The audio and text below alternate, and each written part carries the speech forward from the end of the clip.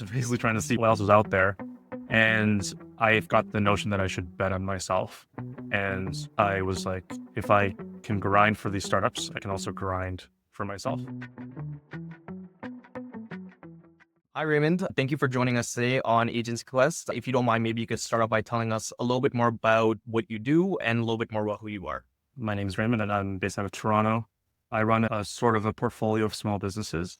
The main one for now is the demand gen consulting for B2B startups. That's my personal consulting business. And I own pair of software businesses, 30 Characters and Banter. One is a Google Ads production tool, and the other is a Slack team engagement app. Can you tell us a little bit more about your consulting business and just how you got started there? I got started during COVID, so that was 2020. So it's been about 5 years. It's entirely solo by design. I do all of the work with clients. I work exclusively with B2B companies, mostly startups and tech businesses. And the main goal for me is just to help those businesses inbound more customers. And that could be in any sort of channel, could be any sort of part of the funnel, just trying to get in more inbound revenue. How'd you get started with that? I was previously at a couple of VC-backed startups in the last three roles, and then I was agency side before then. I was basically trying to see what else was out there.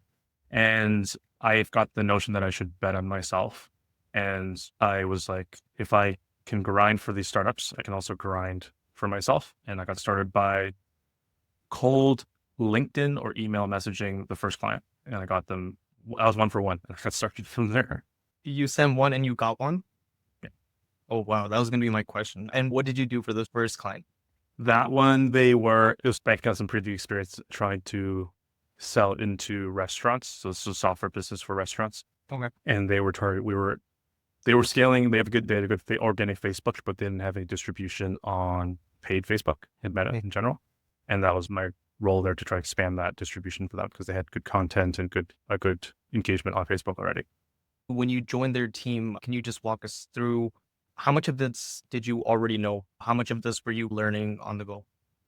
That's a good question. There's always a bit of learning as we go, because the platform has changed and the optimal routes are always changing. This was, I think, conversion bid optimization was still like the main thing on Facebook. So I would say I probably knew about 60 to 75%, and then I was learning the optimization for this in particular. And how'd you figure out like the business side of things? Because I imagine going from a job to consulting, there was a little bit of business admin you had to figure out. How do you manage all of that? Ever since I was at the agency, I've always had a bit of moonlighting work. So I had a corporation set up because a client way back required one. So I already had some of that infrastructure set up. It was mostly a lot of Googling, to be honest. And then figuring out like invoices and taxes. And I was already pretty comfortable with account management and that sort of thing, but more so on the business side, just getting all that infrastructure set up. I don't even know if my corporation is actually set up properly, to be honest, but it seems the CRA has not gone after me just yet. So I think it's fine. If you had a lot of this set up, why start at that point and not before? One, the VC allure was still very strong for me before. Can you give us timelines? Yeah, I was agency side like 2015, 2016. And from there, I went into startups in Toronto. So that's 2016 to 2020, basically. So in that era of 2016 to 2020 is when I was like, let's go client side. Let's go full hardcore on startups, get growth roles, get demand gen roles, and see where it goes. And for the most part, they went fairly well, I think. But after that, I was like, been there, done that. And I was like, okay, let's see what I can do on my own. Because I've always wanted to start my own business. I just didn't have the wherewithal, the reputation, the confidence, just the timing didn't work out personally for me to launch my own businesses at that point in time. And I guess in 2020, I couldn't really resist doing it anymore, basically. What was the end goal when you started? The consulting was always, for me, it was like a foundation where it allowed me to do different things, right? It was like a launch pad. So if I wanted to go harder down consulting route or start an agency, it gave me that. If I could set up consulting, I set up flexibility for myself, both from a time perspective and from a financial perspective. I could scale up, I could scale down. That was always the end goal. So you got into the space pretty easily. I've never heard someone on their first try sending out a Pretty sure cold it's email. a fluke. Yeah. Yeah, you're the first. So was it easy sailing from then on, or But the email was outreach was pretty good in that it was very tailored, and that's how I'd like try to get jobs. So I'd use that same sort of thing, just instead of full time, it was now on a contractual basis. I think the second and third clients got on board pretty quickly thereafter, like 2 or 3 months after that. how'd that happen? I think another one was another cold email. And then a third one came in through, there was a service that I signed up for just to see if they could bring me leads. And they brought me a lead. Very interesting. So I know this wasn't your only business that you started. Could you firstly just walk us through the timelines of the businesses that you started? And then I'll ask you a couple more questions about. I started the consulting business in 2020. Then I started like full time. Then I started Banter in 2021 during the height of COVID. One of the things I was seeing across clients was I'm in their Slacks and I'm seeing HR folks manually putting in questions every day, asking to try to get drive engagement because people were just in these silos and jumping on a Zoom call and trying to chit chat and banter 5 minutes before our meeting wasn't cutting it. And so that's why I started. I started Banter. I made it for Slack. The idea was just to try to bring some of that serendipitous conversation that happens when you're in office, when you're like in person. That happened a lot in startups, and that's how I get to know people and like we build this sort of relationships. And I was trying to bring some of that sort of randomness back into Slack.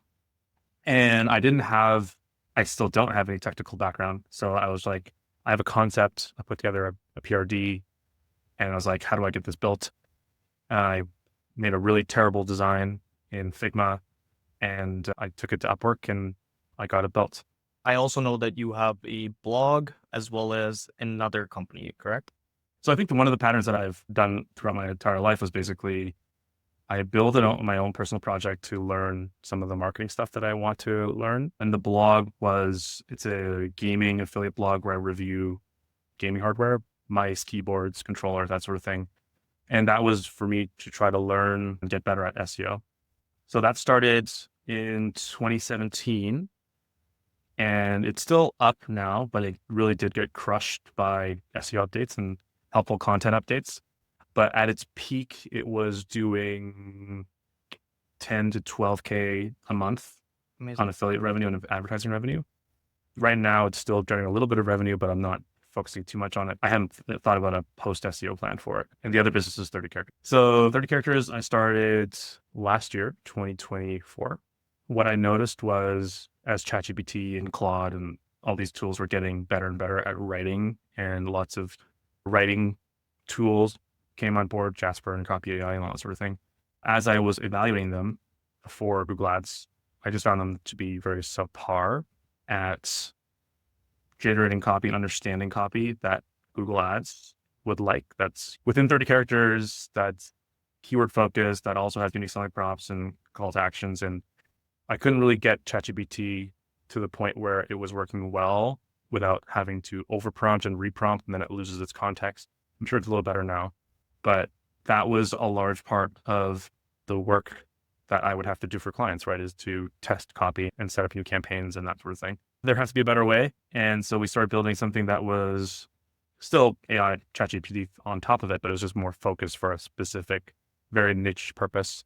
And now we're starting to evolve it to capture more of that workflow for Google Ads users. And the goal is to make sure that, or try to help Google Ads users, especially the power users, speed up their workflow. If it takes them 10 hours to set up a campaign for a client or their own business, can we get that to 5 hours, 3 hours, 2 hours, that sort of thing? I can vouch for it as I'm a user.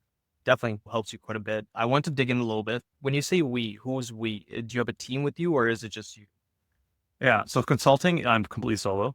For the blog, I'm completely solo. For the software businesses, what happened was for Banter, we got it up and running. We got it on the marketplace. We got customers, but the DevOps, the infrastructure was costing a lot of money and I had zero idea how to fix. This is a simple Slack app. It shouldn't cost me $200 a month to run it. It has like almost no infra. And I was out of sorts. And I had the choice between paying someone to try to fix that for me Mm-hmm. that wasn't the original devs because they didn't understand how to make it cheaper, more cost affordable. Or I could have approached some of the colleagues that I met at previous startups to see if they can fix it. And if they were interested in joining, now that I have something has revenue, that I'm not just like coming in with ideas. There's the business side, which is a typical case for a lot of technical, non-technical founder stories, co-founder stories. So I approached someone that I worked with at a previous company, and he was down, and we were off to the races. What about for 30 characters? Same person. So we started with him, and now we've hired a dev to try to build more on top of 30 characters. Now we have it in a validated revenue generating space. Can I dig in a little bit to how you got to that process? I know you Sure. roughly told us how you got to 30 characters, but can you break that down a little bit more? Yeah. So we started off with a proof of concept in the sense that if we build the prototype for this, am I actually happy with this output? Would I actually use this output? And it took a little bit of time, but I think pretty quickly I was like, yeah, this is something that it's not perfect, but it's definitely faster to get to this endpoint where I can then edit it and use it than it would be for me just to sit at my desk and think about 15 headlines times like 6 campaigns that I was running, right? That sort of thing. So once we had that prototype in place, because we already had Banter, spinning up a new software business was relatively straightforward because we already had the cadence and the workflow that we liked new tech. But yeah, that's basically how we got started on 30 characters. And then from there, it took 2 or 3 months to get the MVP, and it was a terrible MVP. And when I launched it on LinkedIn and Product Hunt, it did okay. I started with a wait list. I had 50, 100 people on the wait list. After a long 3 weeks, we got our first customer. And then I was like, okay, maybe we have something here. If I got one, maybe it became 10. And we got 10. We were at about 100 now. So if we get 100, we probably get 1,000. Let's hope so. And that's where we're at. 2 questions. What was the Yes. hardest part about getting 30 characters to where it is right now? And also, what was the biggest learning from Banter to 30 characters? First one, hardest part about 30 characters is everything just takes a lot longer than I think. Building the product, but also getting feedback or getting customer feedback. And in retrospect, yeah, I could have been more patient and saved myself some stress. And then for Banter, the learning is we pivoted to a freemium model. And the idea was Banter and on Slack is a bit of a network, and Marketplace is a bit of a network. And if we opened up Banter to be a free product, would that one drive way more signups and more workspaces to go on Banter, and then drive up our rankings on the Slack Marketplace? Yes, it did drive up more signups and trials, but it also hurt our conversion quite badly. And the learning there is unless I'm going to spend a lot of time trying to figure out freemium and product-led growth, keeping it to the basics, keeping it to a free trial was a lot easier to manage and understand, especially because these are side SaaS businesses for me at this point in time. So that was what we took into 30 characters, was just keep the pricing structure simple, easy to comprehend for ourselves and easy to comprehend for our customers. Let's just say we fast forward a couple of years and now you have another product idea. Would you do it the same way? If not, what would you change? I think it'd be relatively similar to how 30 characters is going right now, because we're only like 8 months away from when I launched 30 characters. The only difference would be launch at a higher price and be more patient and seeing how that price plays out, because that's what I think the main mistake or impatient part from 30 characters for me was. So for the listeners, maybe there's somebody listening who has an idea. What advice would you give them? Are they technical, or are they like me where they have an idea and they can't build it themselves? They run an agency. So let's just say they run a marketing agency. It's you from 5, 6 years ago. The main difference between me and 5 or 6 years ago is now there's AI and V0 and Lovable and Bolt and ChatGPT. So you can get to a prototype that can't do authentication and payments and database and all that stuff, but you can get to a place where you can prototype something relatively quickly and make something work. If you're trying to get a co-founder, the thing to think about is just technical developers have a lot of options. They could get employment, they could start their own thing. I'm sure there are a ton of requests from people like myself that have ideas. The more pre legwork you can get before you bring them in and pitch them on the idea, the better. So prototyping helps with that. And yeah, just doing more of the pre-leg work if you can to get the co-founder, or if you can vibe code it all the way to production, and even if it's broken, as Banter was, get to that point, right? It won't work forever, but if you can get your first couple of customers, then you have something to build on. My next question was, has anything surprised you? Yes, I think it has. It probably exposed more of this like financial anxiety that I already knew I had, but not to the extent of how prevalent it was as one of the things. And also it surprised me at how much I was able to get through it. Those are the two things I think. Can you walk us through that a little bit more? Yeah. Go into your own business. You're now completely responsible for all of the revenue and all your income that you bring in. And for consulting, as I think you and I both know, it's not always consistent. It does fluctuate. And a 1 month fluctuation might feel like that's going to be a fluctuation for the rest of your life. And that can trigger some worries, right? In reality, in retrospect, it wasn't that big of a shift. But during that point in time, it's over. Let's look at jobs.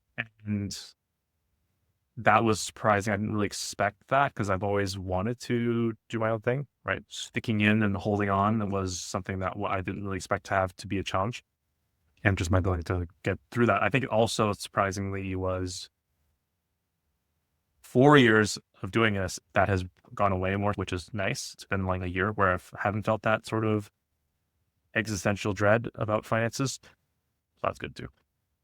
I was just going to say, you can make so many mistakes when you just really should be patient. Like the ability to just be like, okay, right now it's a downtime. It's fine. I'll go on a walk.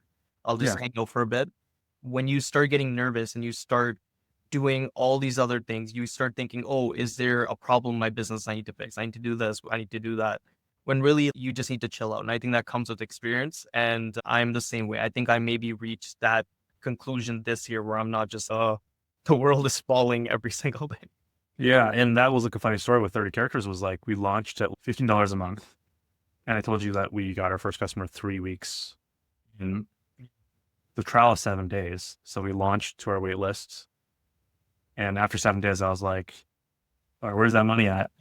And no money. I was like, oh, either one or two things. Yeah. This is not useful to people, although I did see people using it on like the logs, or it's too expensive. In week 2, I dropped the price. In week 3, I dropped the price. In week 3, I got a customer, but oh, that was a problem. But now in retrospect, 30 characters is way more useful now than it was 8 months ago. Yeah. And it's still, the time conversion is still like 20 days. So now we're raising our prices.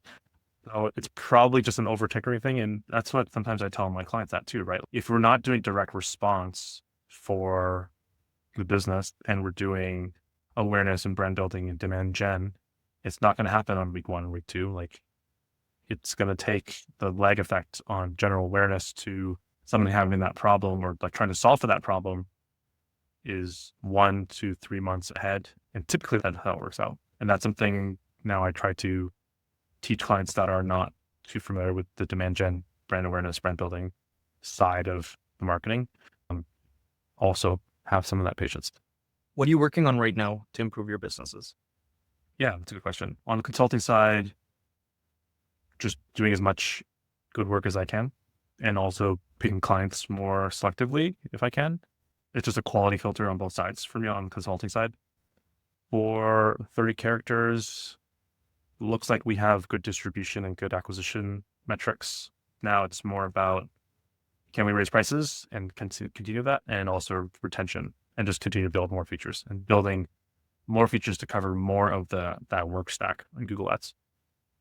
So let's fast forward 3 years from now. What are you happy that you've achieved within your business? 3 years from now, ideally, the software businesses are covering both of myself and my co-founders' expenses, and we're working on it full time. That would be something very brand. And that is an indication that we built something that's truly useful to people. And I think that's always been my goal, just to be helpful. And that's also for consulting too, is just, yeah, I'm trying to be helpful. I'm trying to provide value. And what about in your consulting time? Even if we're looking more shorter term, what are you happy you achieved there? Short-term consulting. There's clients that are doing very well in there. And this is a sort of a strange time in startup world. but some clients are growing and raising rounds. Some of them really acquired.